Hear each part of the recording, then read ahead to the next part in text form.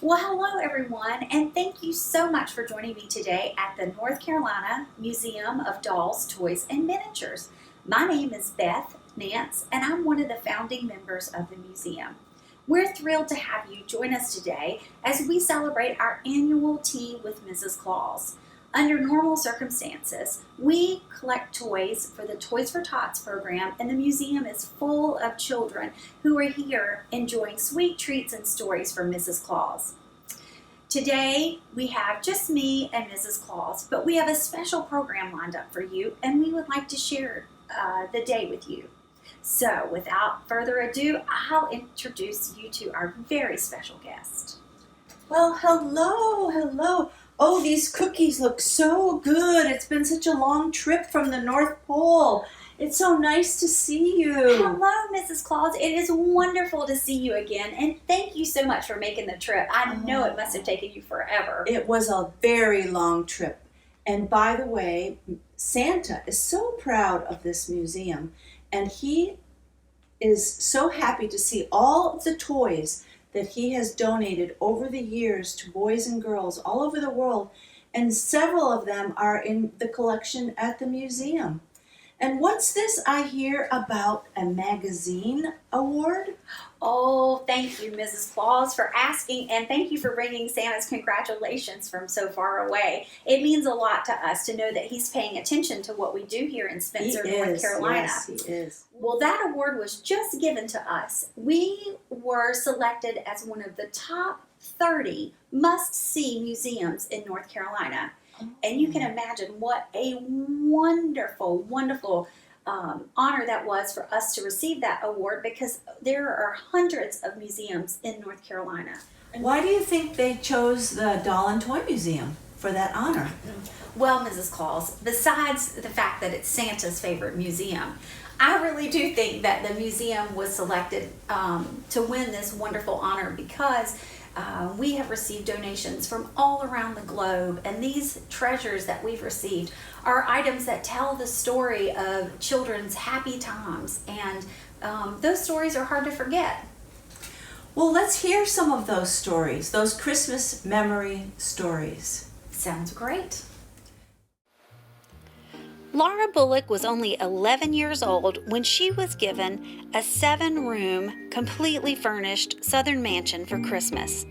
The fact that it was scaled to the size of her dolls made it even more attractive for her. The dollhouse was built by her grandfather, Elmer Nutt, and this was his first attempt at such a project. Santa Claus came through with furnishings for each room in the house.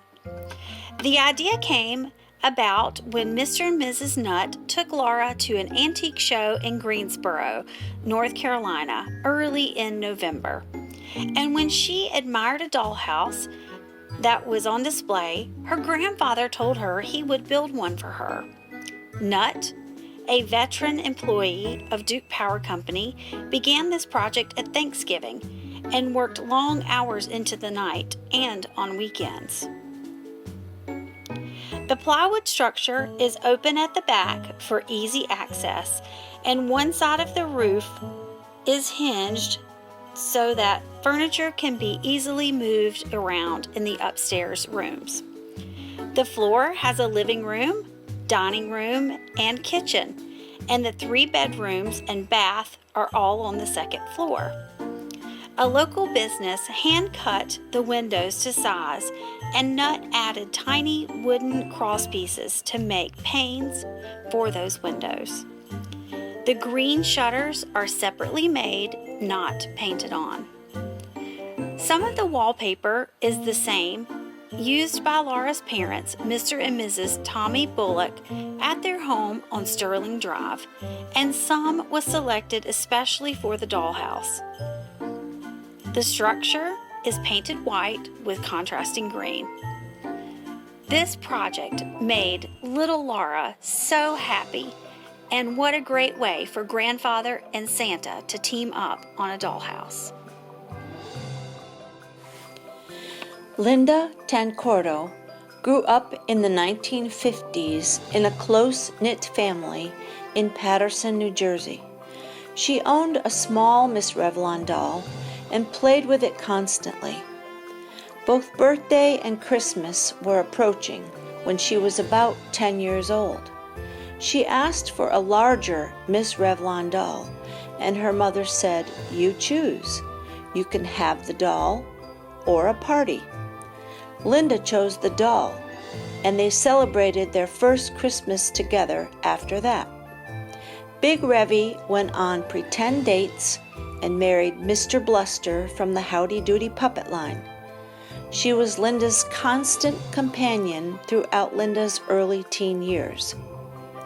Then Big Revy and Little Revy were forgotten until years later when Linda's parents were about to move out of the family home.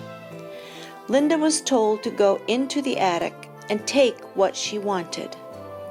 Linda had not been in the attic for a long time and did not recognize the wrapped bundles. When she discovered her childhood dolls again, she looked into Miss Revy's eyes to see if there was any recognition. In her own way, Big Revy seemed to be happy to see Linda, and they have been constant companions. Linda, now married, a resident of Salisbury, North Carolina, and a volunteer at the museum, gave her dolls to the museum for all to enjoy. Miss Revy is a celebrity, appearing in our local magazine called the Salisbury Magazine, in an article about how Miss Revy and Linda connected with each other. And Miss Revlon has also appeared in a UFDC article years before.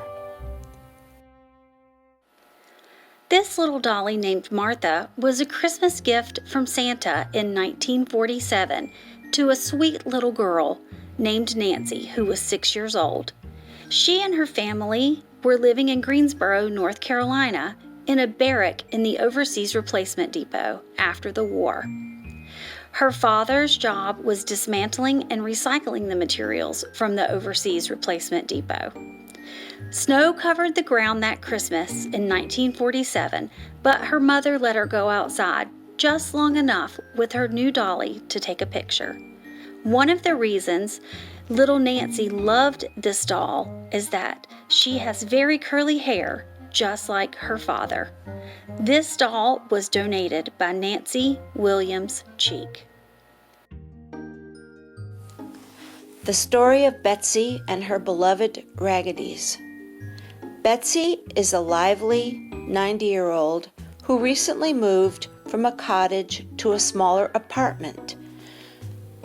She donated her prized Raggedy Ann, Andy, and the painting of them to the North Carolina Museum of Dolls, Toys, and Miniatures. But with them comes her story. About 10 years into her daughter's marriage, her daughter told Betsy there would be no grandchildren.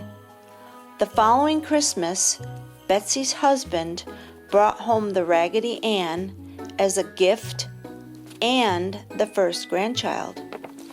The next Christmas, he brought Andy, made by the same artist, who was a local craftsperson.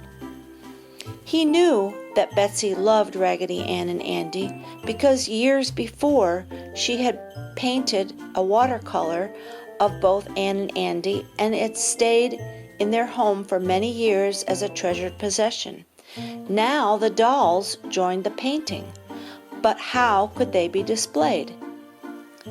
Betsy and her husband looked for a long time for the perfect item and found a handmade wooden bench that both Ann and Andy could be seated in under the painting.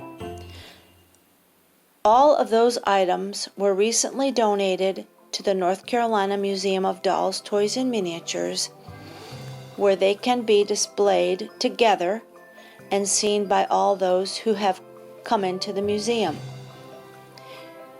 It's a way to honor both the memory of Betsy's deceased husband and to bring the treasures to life for everyone. The Schoenhut Family Bed.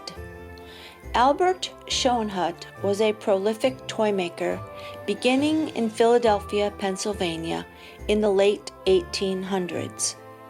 By the early 1900s, his company was known for well-made wooden toys. He and his sons went on to produce the circus animals and characters, wooden dolls, doll houses and furniture, games, and models from life at that time. The North Carolina Museum of Dolls, Toys, and Miniatures has a special doll bed owned by one of Albert's granddaughters. Albert had 6 sons and 2 daughters. One daughter was named Emily.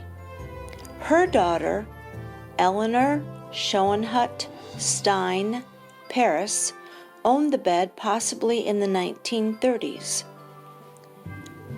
Eleanor's daughter, also named Eleanor Swanson, took the doll bed to auction, and North Carolina Museum of Dolls, Toys, and Miniature board members bought the bed at the auction around 2015. It is now used for Christmas displays and Schoenhut doll displays all year long. It is a sweet treasure with a special connection to the Schoenhut family, and especially to the female side of the Schoenhut family. That was certainly a wonderful tour, and Santa will be so happy to know that all these treasured memories have a home at the North Carolina Museum of Dolls, Toys, and Miniatures. Before I go, I need to have one last cookie. Well, thank you, Mrs. Claus, and the cookies and tea are delicious, and it's such a treat to have you join us every year. We hope that you've enjoyed these precious Christmas memories that we have shared with you today. We hope that you will follow us on Facebook and that you will tune in to see what exciting exhibits and events we have planned for 2021.